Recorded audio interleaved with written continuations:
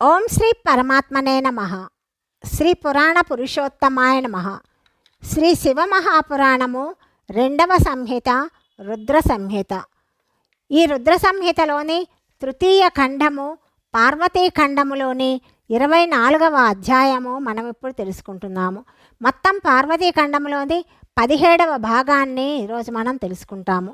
ఈ అధ్యాయములో దేవతలు శివభగవానునితో పార్వతిని వివాహమాడమని ప్రార్థించటము, భగవంతుడు వివాహమునందలి దోషమును తెలిపి నిరాకరించటము, వారు పదే పదే ప్రార్థించటం వలన ఆ స్వామి అందుకు అంగీకరించటము మనం తెలుసుకుంటాము.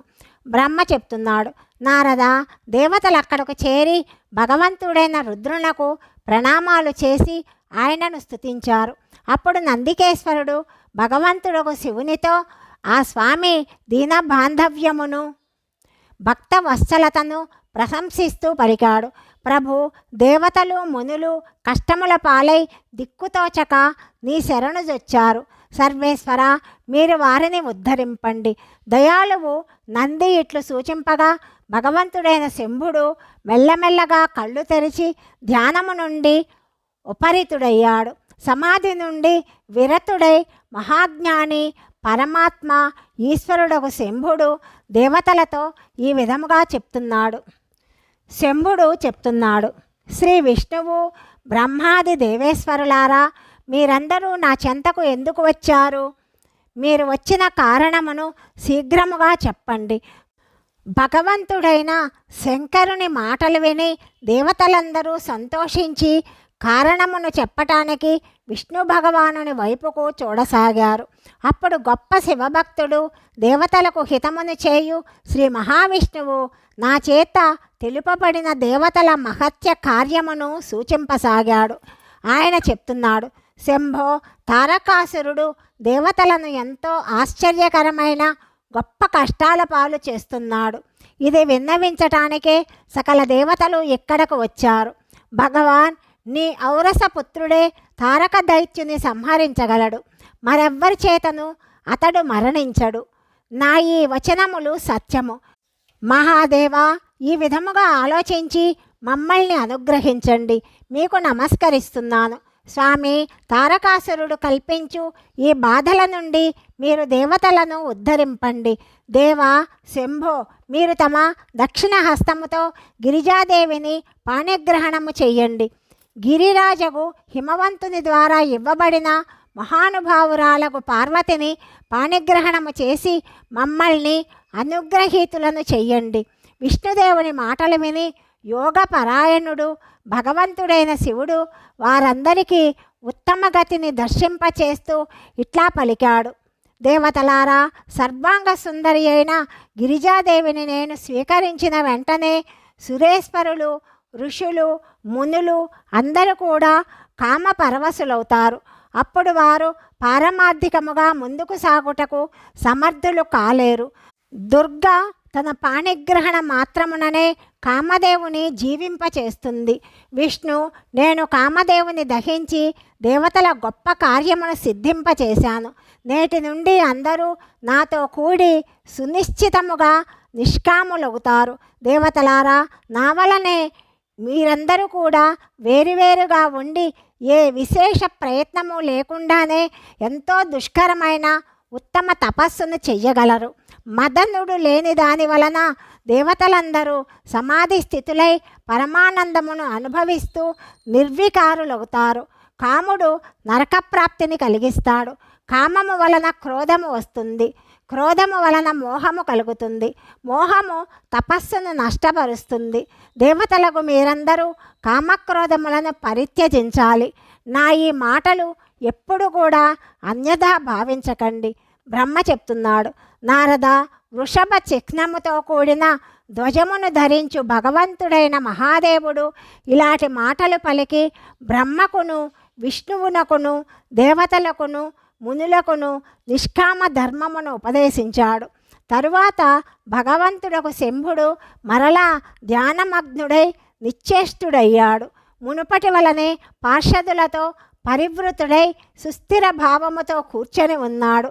ఆ స్వామి తన మనస్సులోనే స్వయముగా ఆత్మస్వరూపుడు, నిరంజనుడు, నిరాభాసుడు, నిర్వికారుడు, నిరామయుడు, పరాత్పరుడు, నిత్య మమతారహితుడు, నిరవగ్రహుడు, శబ్దాతీతుడు, నిర్గుణుడు, జ్ఞానగమ్యుడు, ప్రకృతికి అతీతుడైన పరమాత్ముని ధ్యానింపసాగాడు. ఈ విధముగా పరమస్వరూపమును చింతన చేస్తూ ఆ స్వామి ధ్యానమగ్నుడయ్యాడు.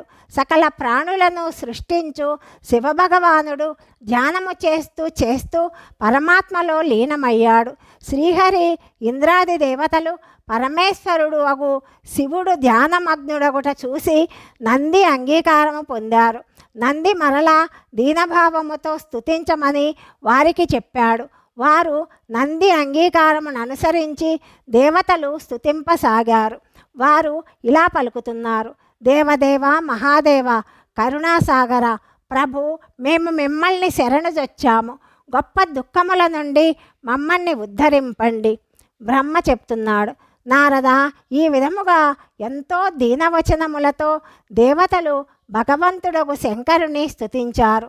తరువాత దేవతలందరూ ప్రేమతో వ్యాకుల చిత్తులై ఎలుగెత్తి వెక్కి వెక్కి ఏడ్వసాగారు. నాతో కూడి శ్రీహరి భగవానుడు ఉత్తమ భక్తిభావముతో మనస్సులోనే భగవంతుడగు శంకరుని స్మరిస్తూ అత్యంత దీనమైన వాణితో ఆ స్వామికి తన అభిప్రాయమును నివేదింపసాగాడు. దేవతలు, నేనును, శ్రీహరియు ఇట్లు అనేక విధములుగా స్తుతించగా భగవంతుడగు మహేశ్వరుడు తన భక్తవత్సలతతో ధ్యాన విరతుడయ్యాడు. ఆయన మనస్సు ఎంతో ప్రసన్నమై ఉన్నది.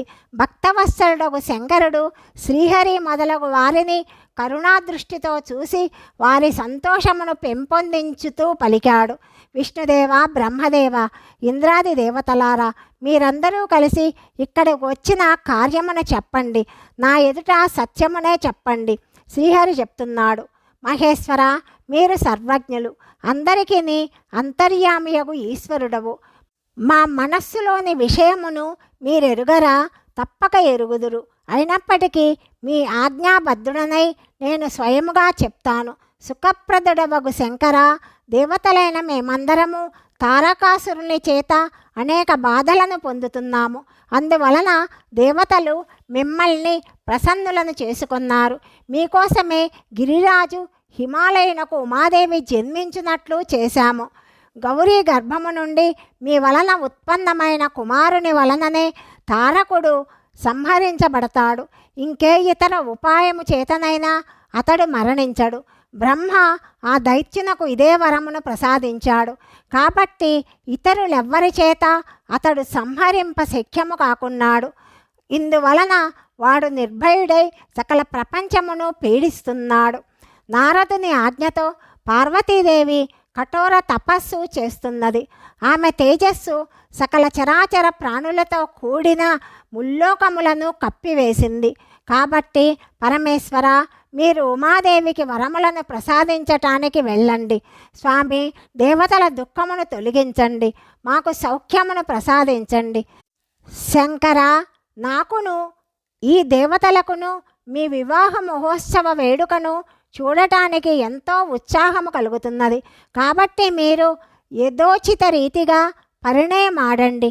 పరాత్పర, పరమేశ్వర, మీరు రతీదేవికి ఇచ్చిన వరము యొక్క గడువు కూడా సమీపిస్తున్నది.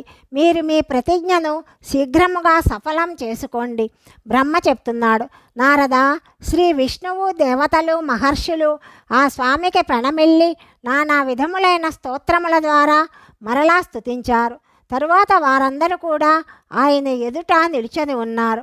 భక్తాధీనుడు భగవంతుడైన శంకరుడు వేద మర్యాదకు రక్షకుడు. దేవతల మాటలు విని నవ్వి ఇలా పలుకుతున్నాడు: ఓ శ్రీహరి, ఓ విధాత, సమస్త దేవతలారా, మీరందరూ సాదరముగా వినండి. నేను యథోచితమైనది వివేకపూర్ణ వైశిష్ట్యముతో కూడిన విషయమును చెప్తున్నాను. వివాహము చేసుకొనుట మానవులకు సముచితమైన కార్యము కాదు. వివాహము గట్టిగా బంధించడి ఒక పెద్ద శృంఖలము. జగత్తునందలి చెడు సాంగత్యములలో స్త్రీ సంగమము అన్నిటికంటే ఎక్కువ చెడును కలిగిస్తుంది. మానవుడు సకల బంధముల నుండి ముక్తిని పొందగలడు, కానీ స్త్రీ ప్రసంగ రూప బంధము నుండి విముక్తిని పొందలేడు. ఇనుము కర్రలతో చేసిన సంకెళ్లతో గట్టిగా కట్టబడిన పురుషుడు కూడా ఒకానొక దినమున ఆ శిక్ష నుండి విడిపడతాడు. కానీ భార్యాపుత్రాదుల బంధమునందు చిక్కుడిన పురుషుడు ఎప్పుడునూ ముక్తి పొందలేడు. గొప్ప బంధములలో పడవేయు విషయములు ఎప్పుడూ ఎక్కువగుతూనే ఉంటాయి. విషయములకు వశమైన మనస్సు గలవానికి మోక్షము స్వప్నమునందు కూడా దుర్లభమవుతుంది. విద్వాంసులైన పురుషులు సుఖమును కోరితే విధిగా వారు విషయ వాసనలను త్యాగము చేయాలి. విషయములు విషముతో సమానమని చెప్పబడ్డాయి. వాటి ద్వారా మానవుడు సంహరించబడతాడు. విషయ లంపటుడైన వానితో మాట్లాడుట వలన మానవుడు ఒక్క క్షణములో పతితుడవుతాడు. పటిక బెల్లముతో కలిపిన మదిర అని విషయమును గూర్చి ఆచార్యులు చెప్పారు.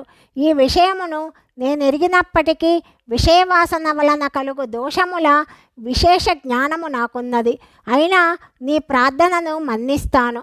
ఎందుకంటే నేను భక్తాధీనుడను. భక్తవత్సలుడనై ఉచితానుచితములైన అన్ని పనులు చేస్తాను.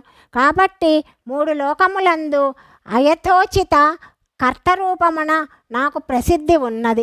భక్తుల కోసము నేను అనేకసార్లు ఎంతో ప్రయత్నములు చేసి కష్టములను ఎదుర్కొన్నాను.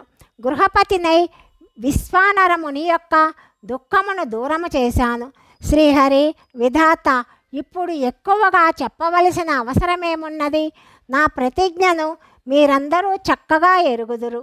నా భక్తులకు ఎప్పుడెప్పుడు ఏమేమి ఆపదలు వస్తాయో వాటినన్నింటినీ అప్పుడే తొలగిస్తాను. తారకాసునితో మీకు కలుగు దుఃఖమును నేను ఎరుగుదును. వాటిని రూపుమాపెదను. నేను సత్యమును చెప్తున్నాను.